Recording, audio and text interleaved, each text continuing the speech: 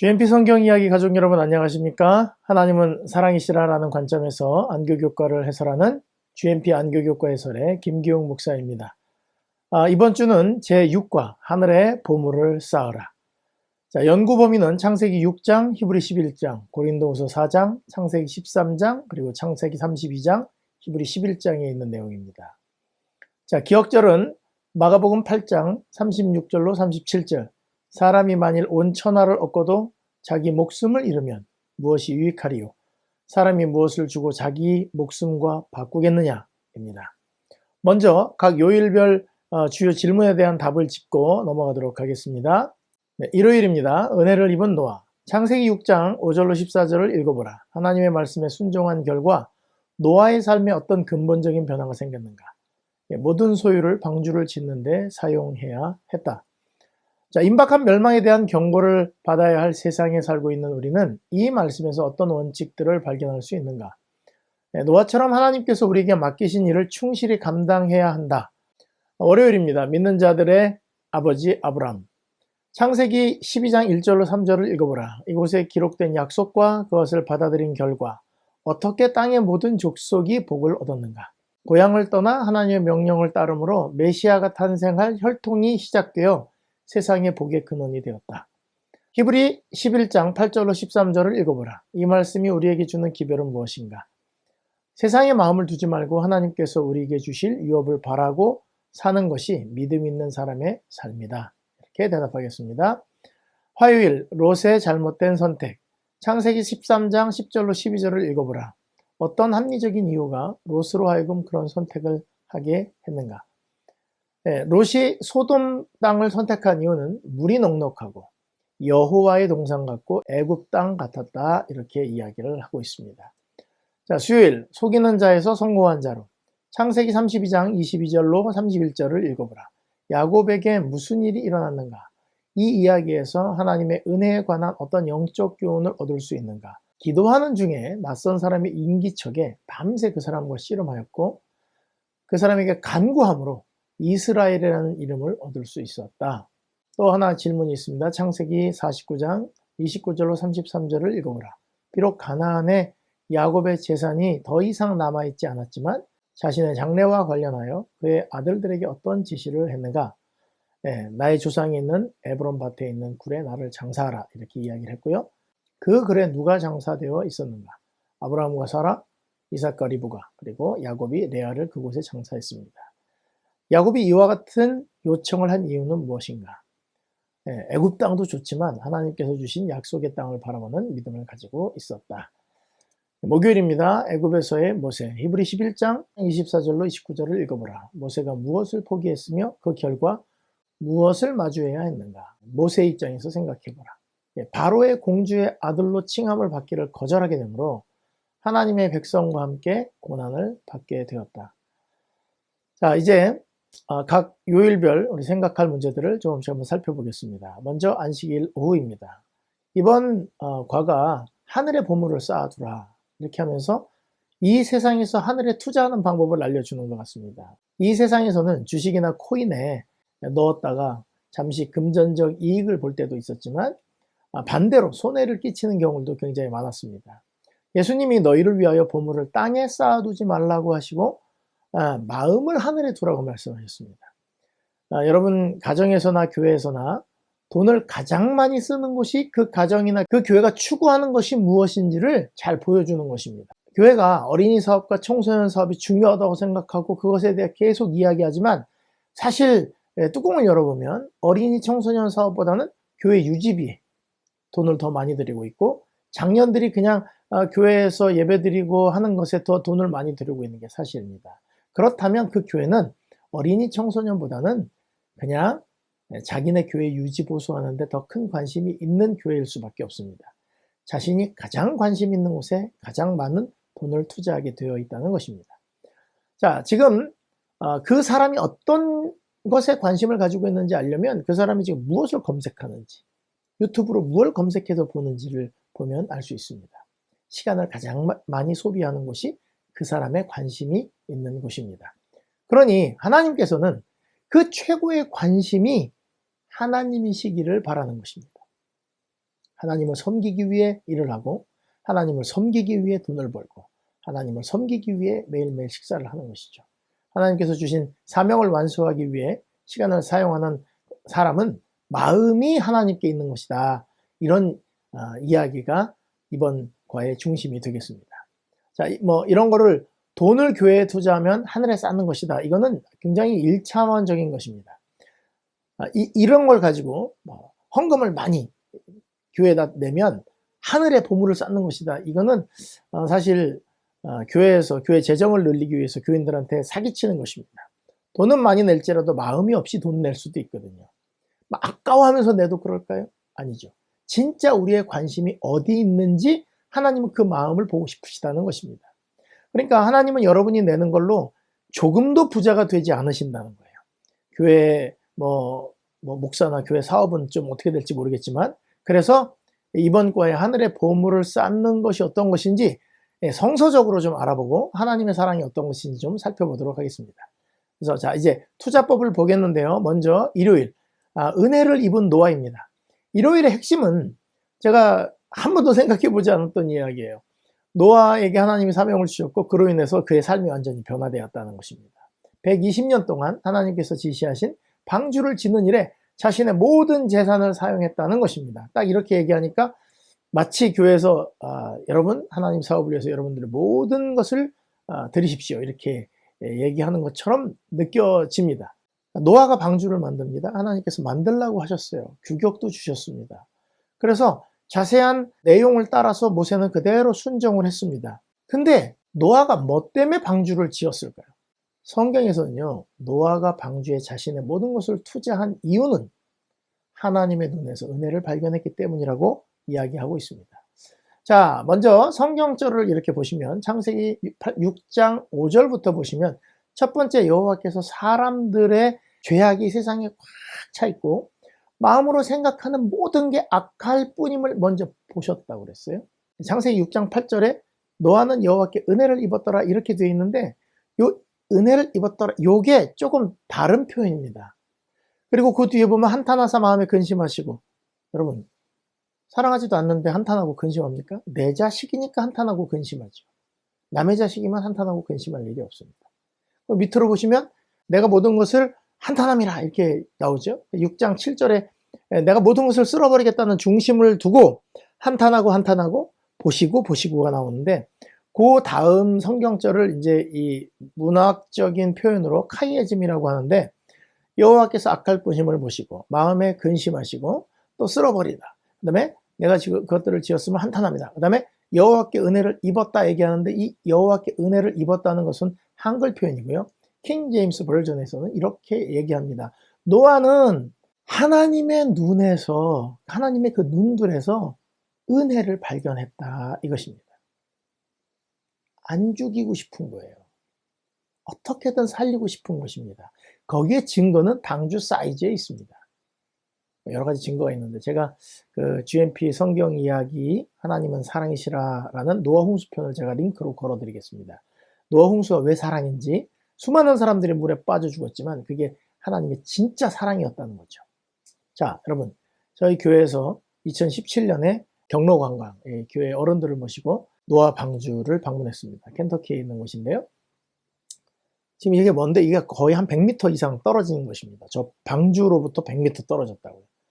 얼마나 방주가 큰지 모릅니다. 아니 8식구 탈 건데 이렇게 크게 만들 필요가 뭐가 있습니까? 짐승들이요. 네, 짐승들 다 태우고도 얼마나 큰지 몰라요. 300규빗, 거의 한 150m 되는 길이에다가 축구장보다 더 길어요. 네. 그 다음에 50규빗, 30규빗. 그렇게 넓은 배를 만들어서 사람들을 많이 태우고 싶으셨어요. 노아가 하나님의 눈물을 본 것입니다. 이 죽어가는 그 사람들을 구원하고자 하나님의 방주를 만들려고 할 때 120년 동안 방주를 만드는데 그 하나님의 은혜가 어떤 것인지 알게 되니까 자기도 보태고 싶은 것입니다. 여러분 저 밑에 있는 사람을 한번 보십시오. 방주가 얼마나 큰지. 3층으로 지었는데 제가 거기 들어가 봤는데 정말 말도 못하게 커요. 얼마나 많은 사람들이 들어갔는데 안에 들어갔더니 사람이 보이질 않아요. 이렇게 사람이 없었나 할 정도로 굉장히 컸습니다. 자, 자신의 모든 것을 쏟을 때 노아가 그냥 하나님이 야 너 방주 만들어. 네 알겠습니다. 제 전 재산으로 짓겠습니다. 한 게 아니에요. 그 악한 세대를 보고 그 악한 세대를 구원하고 싶어 하시는 하나님의 열망을 본 것입니다. 그분의 마음속에 넘치는 사랑을 본 거예요. 우리 히브리 11장에 믿음으로 노아는 아직 보지 못하는 일에 경고하심을 받아. 비가 언제 있었습니까? 없었죠. 안개만 땅을 적실 때입니다. 근데 경외함으로 방주를 예비하여 그 집을 구원하였으니 이로 말미암아 세상을 정죄하고 믿음을 쫓는 의의 후사가 되었다고 이야기합니다. 노아가 세상에 그의 경고의 기별을 전하고 있는 동안 그의 업적이 그 성실성을 증거했다. 하나님의 사랑을 보고 나니까 안 지을 수가 없는 거예요. 하나님 방주 너무 큽니다. 좀 줄여주세요. 이게 뭡니까? 이렇게 하지 않았어요. 주신 그 규격대로 하라는 대로 다 지은 것입니다. 그리고 이와 같이 하여 그의 믿음은 온전케 되었고 분명하게 드러났다. 그는 하나님께서 말씀하신 것을 그대로 믿는 모범을 세상에 보여주었다.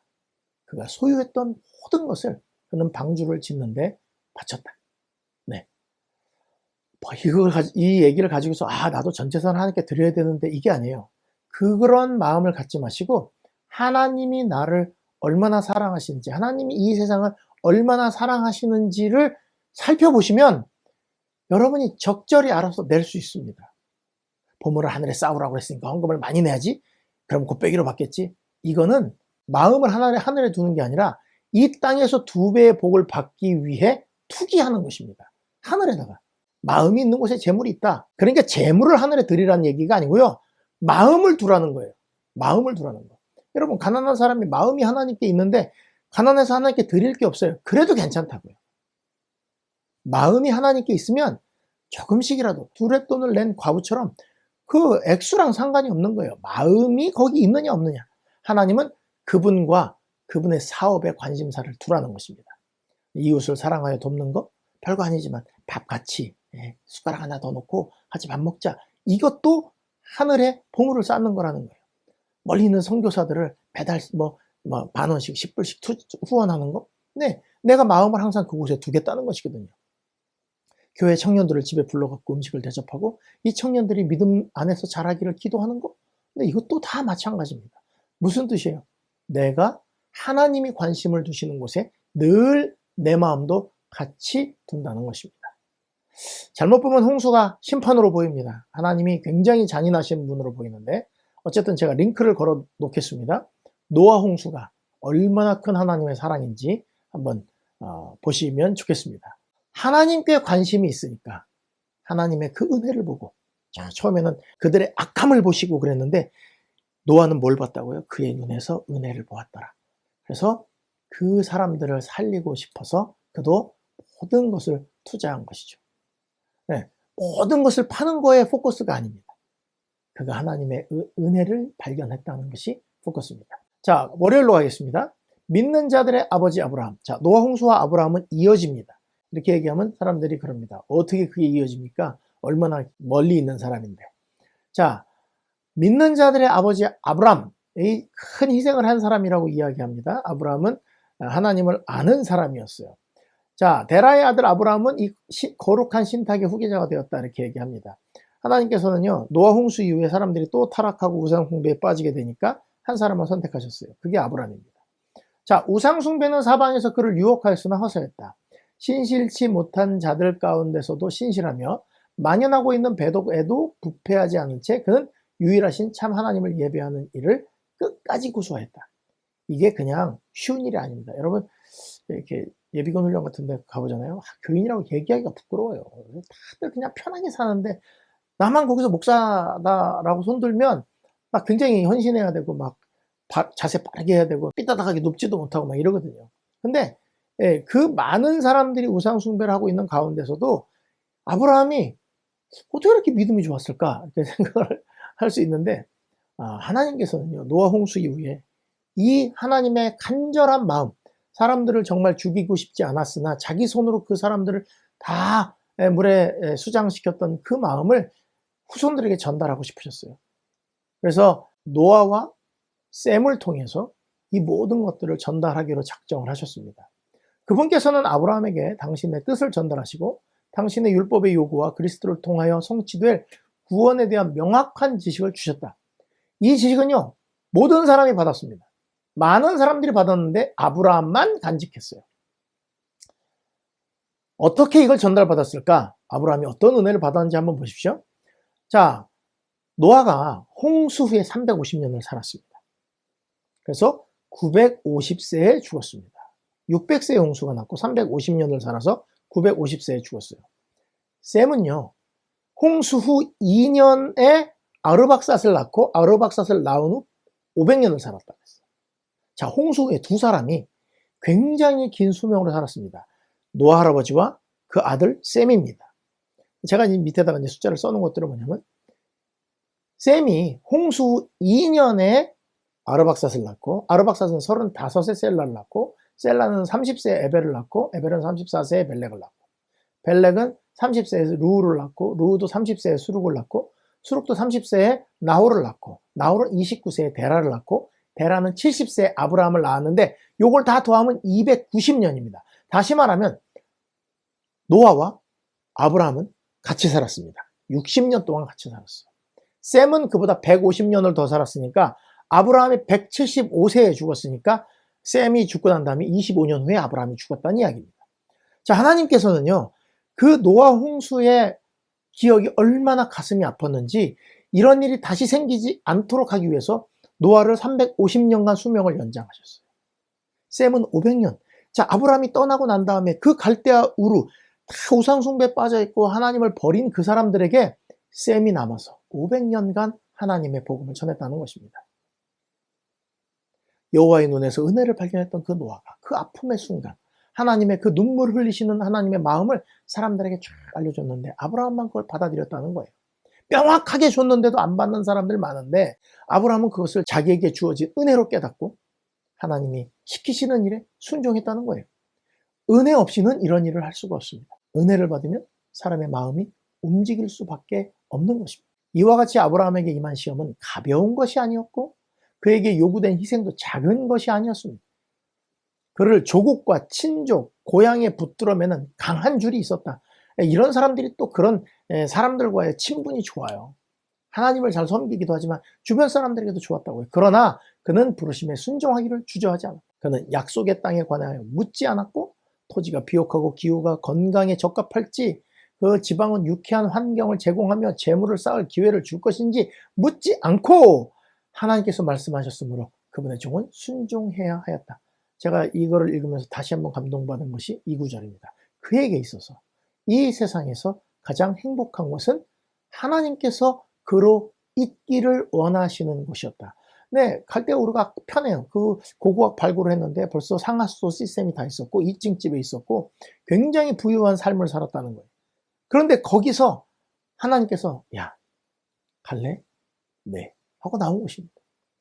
1000명도 넘는 사람들을 데리고 나왔습니다. 거기에 롯의 식구까지 합치니까 어마어마한 규모예요. 그 사람들은 어떻게 책임질 겁니까? 안 되면. 그 원망, 그리고 떠났다가 물이 없거나 먹을 것이 없거나 얼마나 위험한 일이에요. 그런데 하나님 하나 믿고 그 말씀 믿고 떠났다는 것입니다. 세상에 마음을 두지 마라. 말이 쉽죠. 내가 지금 세상에 살고 있는데 어떻게 그게 되겠습니까? 그런데 하나님의 은혜를 받고 하나님의 마음을 알게 되면 변화될 수 있다는 것입니다. 여러분, 연애하시고 사랑하시고 결혼하셨잖아요. 사랑하는 사람만 있으면 어디든 괜찮아요. 그러니까 그런 마음을 하나님께 두라는 것입니다. 하나님께 은혜를 받으라는 거예요. 하나님을 사랑해 보라는 거예요. 그러면 하나님이 가라는 데 가는 게 가장 행복한 일이 된다는 것이죠. 네, 다 버릴 수 있을 만큼 은혜를 주면 다 바칠 수 있는데 은혜도 안 주는데 자꾸 바치라고 그러는 거죠. 교회에서는. 여러분 교회 돈이 필요합니다. 헌금하십시오. 이건 안 된다고요. 네, 하나님은 절대로 여러분들에게 그냥 강요하거나 돈을 내라고 하시는 분이 아닙니다. 돈 내는 것도 반갑지도 않아요. 마음도 없는 돈은 반갑지도 않습니다.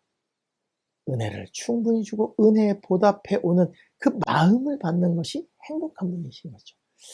여러분 하나님께 마음을 바칠 수 있으면 좋겠습니다. 이 노아 얘기, 아브라함 얘기, 롯 얘기가 다 이어집니다. 그 다음에 롯의 잘못된 선택에 대해서 화요일에 나오는데 롯이 왜 잘못된 선택을 했을까요? 삼촌을 따라 나서서 옆에서 같이 축복을 쭉 받았습니다. 근데 이제 삼촌이 야, 우리 너무 같이 있는데 소유가 너무 많아. 그러니까 좀 떨어져 살아야 되겠다. 이렇게 이야기를 합니다. 둘 다 부자였어요.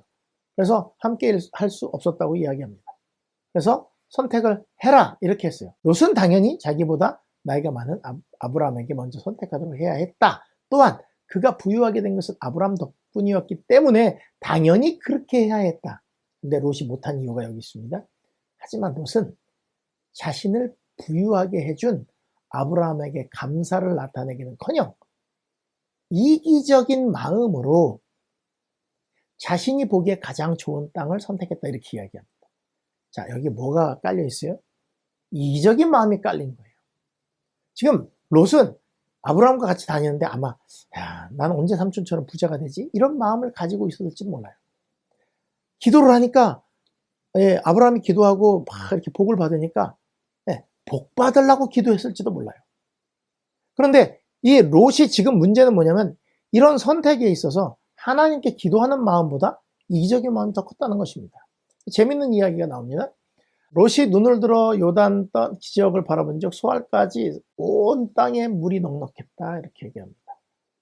여호와께서 소돔과 고모라를 멸하기 전이었기 때문에 여호와의 동산 같고 애굽 땅과 같았더라. 여호와의 동산 자기가 봤나요? 여러분, 여호와의 동산 같다 이게 무슨 말인지 아십니까?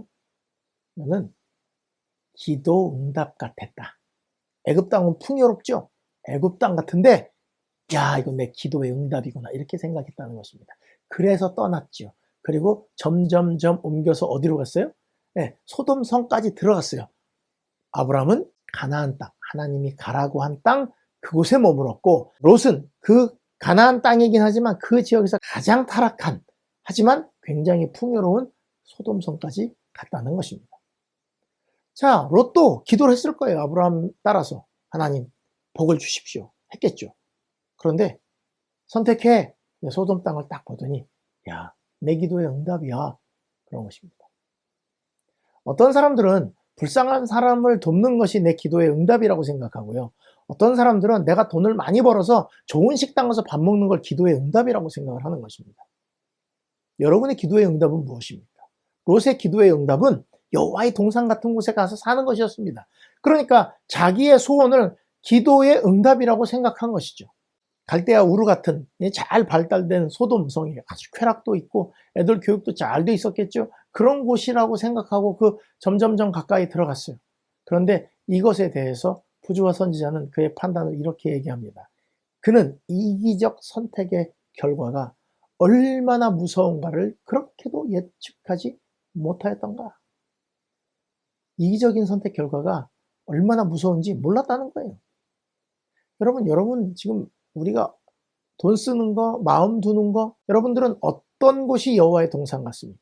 교회에서 열심히 봉사하는 게 여호와의 동산 같습니까? 교회 땡치고 빨리 집에 가서 재밌는 거 하는 게 여호와의 동산 같습니까? 불쌍한 사람을 돕는 것이 여호와의 동산 같습니까? 아니면 골프장 살 사람들과 만나는 자리, 휴양지, 내가 추구하는 장소, 멋있는 곳, 이런 것이 여호와의 동산 같습니까? 와, 축복받았어 나는. 어떤 사람은 와, 나 축복받았어 그래서 다른 사람을 돕고 교회를 섬기고, 어떤 사람은 와, 나 축복받았어 그러고 뭐 하는 거예요? 자기를 즐기는 것입니다. 다시 한번 우리가 본받아야 될 것은 아브라함이 생각했던 것. 하나님께서 말씀하셨으므로 그분의 종은 순종하여야 했다. 그 얘기에 있어서 이 세상에서 가장 행복한 것은 하나님께서 그로 있기를 원하는 것이었다. 우리 GMP 안교육과 반생 여러분들도 하나님이 있기를 바라는 곳에 있으면 좋겠습니다. 이것은 위치도 그렇고요. 여러분들의 마음도 하나님이 원하시는 곳에 있었으면 좋겠습니다. 이게 하늘의 보화를 쌓는 것입니다. 여러분 막 이렇게 아브라함은 하나님이 약속하신 곳에 자기가 있을 곳이라고 생각하고 번영을 꿈꾸지 않았습니다. 꿈꾸지 않으니까 하나님이 줘도 그 번영에 관심이 없어요.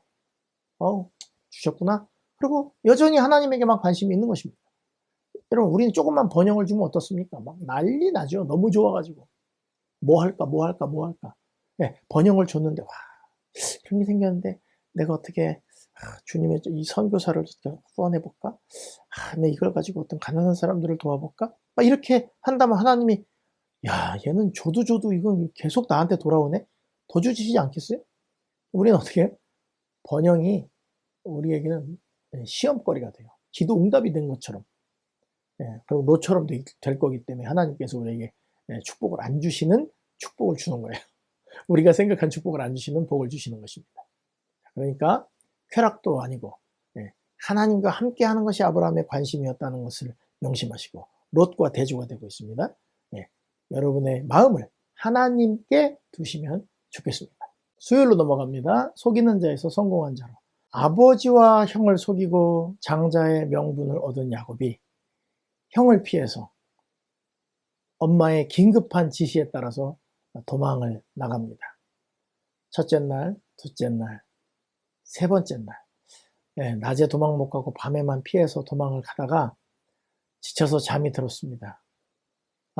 아버지를 속였고 형을 속였어.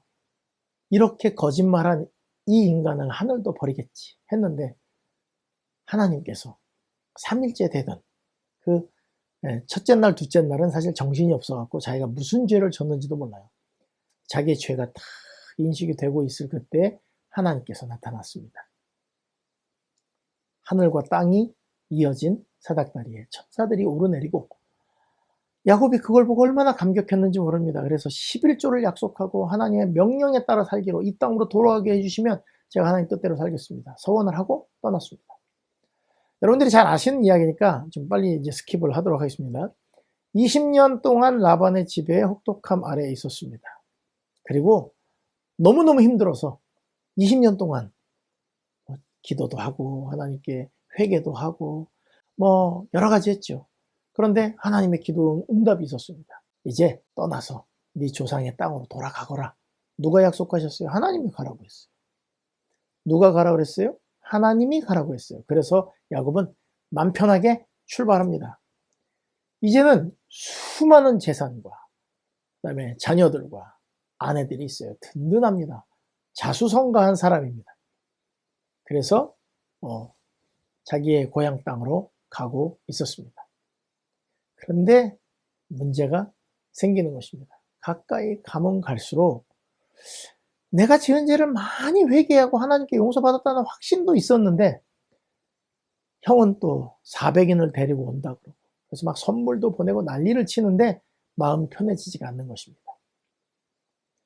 여러분 20년 전에 도망자로 지나갔던 그 길을 다시 걸어가는데 이제는 막 때가 너무너무 많아요.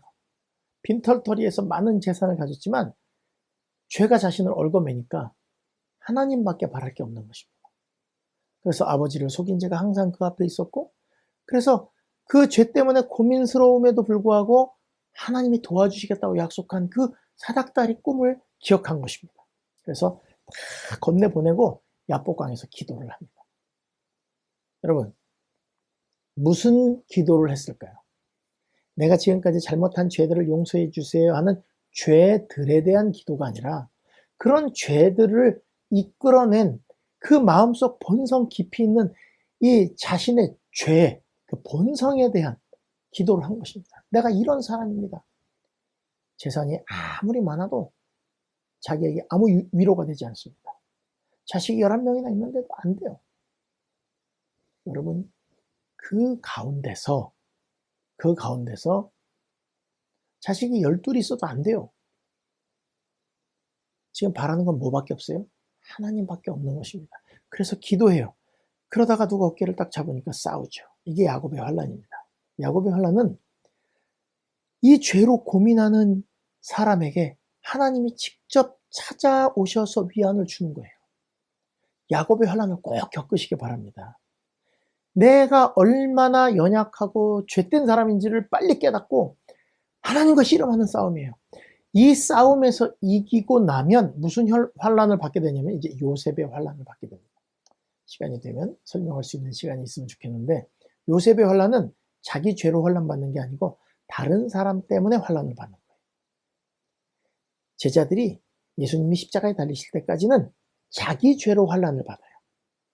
그런데 자기 죄로 인해서 예수님을 버린 거에 대해서 회개하고 용서를 받고 난 다음부터는 다른 사람을 위해 환난을 받는 사람들이 되는 것이죠. 이걸 요셉의 환난이라고 합니다. 언제 한번 GMP 성경 이야기에서 시간이 되는 대로 한번 풀어보도록 하겠습니다. 자, 그의 성공은 돈을 많이 번 게 아니었습니다. 지금 이 죄가 용서받는 거예요. 그래서 이 야복강의 씨름 후에 막 진흙이 묻고 다리는 절고 이렇게 에서를 만나러 갔을 때 둘이 이제 절을 하죠. 이 싸우고 있을 동안 한 천사가 가서 에서에게 그의 20년의 생활을 보여주면서 받아들여라. 용병 400명을 불렀는데 그 400명이 그냥 박수 쳐주려고 박수부대가 된 거예요. 원래는 야곱과 싸우려고 했는데 하나님의 천사가 에서를 굴복시킨 것입니다. 자, 여러분, 속이는 자에서 성공한 자가 됐는데 그것은요, 뭐에 대한 성공이냐면 돈이 많아서 성공이 아니에요. 하나님께 자신을 완전히 굴복한 성공이었습니다. 그가 아침에 일어나서 형을 만나러 갈 때 내 재산들이 다 어디 갔을까? 아니에요. 그날 밤에 하나님을 만난 것이 이 속이는 자에서 하나님과 겨루어 이긴 자라는 이야기를 들은 게 그에게 가장 성공한 일이 됐다는 것입니다. 재산은 나중이에요. 생각할 거리도 안 돼요. 뭐에 비교하니까? 내 죄 용서받은 걸 생각하니까. 그렇게 변한 것입니다. 그래서 이 수요일 뒷부분에 보면은 이 야곱이 애굽에 갔잖아요. 그리고 요셉을 만났어요. 죽은 줄 알았던 요셉을 만났어요. 그리고 거기 총리예요. 얼마나 부유한 삶을 살았겠습니까? 그런데 그의 성공은 돈이 아니었어요. 애굽에서 사랑하는 아들을 만나서 총리의 아버지로 살면서 하나님의 땅을 그리워하는 마음이 그에게 가장 성공한 것이었습니다. 그래서 마지막 이 12 아들들이라는 축복을 다 말하고 난 다음에 나 어디 묻어달라? 아브라함, 사라, 이삭과 리브가 그리고 내가 레아를 장사했던 그 막벨라 굴에 나를 장사해달라. 이게 성공이에요. 여러분, 마지막 돌아가시는 때에 내 재산이 뭐가 있고 야 이건 누가 가지고 아버지가 너를 위해서 이만큼 준비했다. 이게 성공이 아니고요. 하늘 그날이 올 때 내가 그곳에 예수님 옆에 있었으면 좋겠다. 이렇게 말할 수 있으면 여러분 이 땅에서 가장 성공한 사람이 되는 것입니다. 이 땅에서 자녀들에게 물려줄 재산이 여러분의 자랑이 아니었으면 좋겠습니다. 여러분의 자랑이 평생 섬겨온 하나님과 함께 있는 거, 그걸 자식들한테 딱 말할 수 있으면 얼마나 좋을까요? 그래서 속이는 자에서 성공한 자가 되는 것은 부자가 돼서 뭐 재산을 많이 하나님께 바칠 수 있었다 그런 게 아니고요. 지금 이 말씀드린 사람들은요, 노아나 아브라함이나 이런 야곱 같은 사람들은 재산에 신경을 안 쓴 사람들. 마음이 어디에만 있었어요? 하나님께만 있었어요. 그렇기 때문에 하나님이 원하시는 것을 듣는 것이 가장 기쁜 사람들이었다는 것이죠. 그런 사람으로 되도록 마음을, 그러니까 하늘의 보물을 쌓는 것은 보물을 하늘에 두란 얘기가 아니라 마음을 하늘에 두면 보물이 쌓여진다는 것입니다. 목요일입니다. 애굽에서의 모세. 히브리 11장 24절로 26절. 믿음으로 모세는 장성하여 바로의 공주의 아들이라 칭함을 거절하고 도리어 하나님의 백성과 함께 고난받기를 잠시 죄악의 낙을 누리는 것보다 더 좋아하고 그리스도를 위하여 받는 수모를 애굽의 모든 보화보다 더 큰 재물로 여겼으니 이는 상 주심을 바라봄이라. 12년의 어머니의 교육이 모세를 이렇게 만들었습니다. 훌륭해요. 그런데 여전히 부족함이 많았습니다. 모세가 훌륭한 게 아니라 이런 모세를 그런 온유한 사람으로 만든 하나님이 훌륭하셔요. 왜요? 교육은 잘 받았어요. 근데 이런 거는 쇠뇌 교육으로도 만들 수 있어요. 12년 동안 교육을 받았는데 부족한 게 많았습니다. 사람 쳐 죽이고 애굽에서 독립하려고 했어요. 만약에 이걸 그대로 모세에게 맡겨놨다면 이스라엘 백성들은 하나님을 섬기지 않는 그냥 힘 있는 한 민족이 됐을 거예요. 그런데 하나님은 그걸 원하지 않으셨어요. 그래서 사랑하는 애굽 사람들을 지키기 위해서 모세를 분리시킵니다. 모세는 모든 걸 배웠고 애굽의 모든 학술과 전쟁에 다 능한 사람이기 때문에 이런 전쟁을 일으켜가지고 애국과 전쟁을 일으키면 수많은 사람들이 죽을 것이거든요. 모세를 분리시켜서 떨어뜨려 놓습니다. 40년 동안 교육을 시킵니다. 말 더럽게 안 듣는 양떼를 치면서 아무것도 아닌 것처럼 그는 변해버렸어요. 다 준비되었다고 생각할 때 하나님은 그걸 다 내려놓게 만드시고 난 아무것도 아니다 할 때 야 이제 최저가의 상태가 됐구나 하고 80세에 찾아오셨습니다.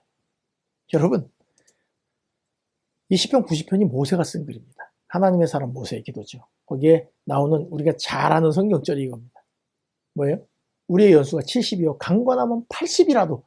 여러분, 지금 모세가 120살에 죽었는데 자기가 생각할 때 연수가 70이고 강건하면 80이라고 생각했어요. 근데 80살에 부른 거예요. 그러니까 어떻게 해요? 순종합니다. 제가 저희 교회에서 설교했는데 이 온유하다는 말이 그거예요.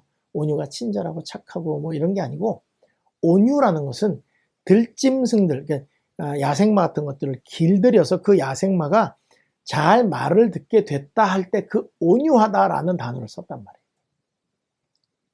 우리는요, 죽을 때까지 누가 날 건드리면 화가 빠르르 나요. 그게 온유가 아니에요. 그럼에도 불구하고 모세 보세요. 80살에 불렀는데 순종하죠. 바로 앞에 서는 거 지겨운데, 여러분, 바로가 한마디 하면 그냥 죽는 거예요. 근데 하나님이 바로한테 가서 이렇게 얘기하라. 그러면 또 죽겠다고 갑니다. 모세는 성격이 온유한 사람이 아닙니다. 돌판 집어 던졌고 또 사람들한테 그 금송아지 갈아서 마시게 하고, 승질 보통 사람 아닙니다. 저도 누가 안 건드리면 굉장히 온유한 사람인데, 이게 가장 온유한 사람으로 만든 게 누구냐면 하나님이에요. 결국 가나안 땅 너 못 간다. 그리고 다 보여주시잖아요. 근데 못 간다고 보여주실 때 그거 다 보고 그냥 거기서 죽어요. 하라는 대로 해요. 이게 온유예요. 모세는요, 그 40년의 세월 동안 하나님이 시키면 시키는 대로 할 수 있는 사람이 된 것입니다. 그게 하나님께 마음을 둔 사람들의 특징이에요. 뭐라고 하시든지 네. 아브라함은 하나님이 있으라 하는 곳이 자기가 있어야 될 곳이라고 그랬잖아요. 네, 하나님이 뭐라고 하든지 네 하고 순종하고 복종하는 것이 바로 온유한 사람들의 특징이라고요. 우리 GMP 안교 반생 여러분들도 그랬으면 좋겠습니다. 전 재산을 하나님께 드린다, 이런 마음. 아니, 하나님이 여러분 재산 갖고 뭘 하시게요? 아무 필요 없어요. 그거 하나님한테는. 하나님이 내게 주신 은혜를 매일 곱씹으세요. 하나님이 우리 애들한테 어떤 은혜를 주셨는지 그걸 곱씹으세요. 적어보세요. 그럼요, 마음이 막 움직이실 거예요. 얼마를 드려도 아깝지 않을 거예요. 지금 드리고 안 드리고의 문제가 아니라 아깝지 않게 기꺼이 드리는 게, 그게 진짜 중요한 것입니다. 교과에서 말하는 이 노아가 전 재산을 방주에 드렸다. 그러니 여러분의 재산을 하나님 섬에 다 드려라. 아니에요. 하나님의 은혜를 보면 그렇게 되는 겁니다. 모세도 마찬가지입니다.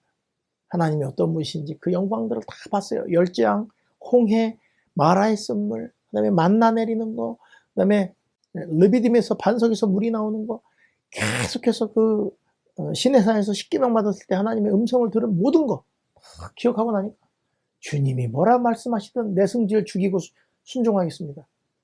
반석 때리던 성질 다 죽이고 산에서 네, 죽겠습니다. 40년 동안 일한 거 잘 쳐주시겠죠? 그리고 탁 받아들이는 거.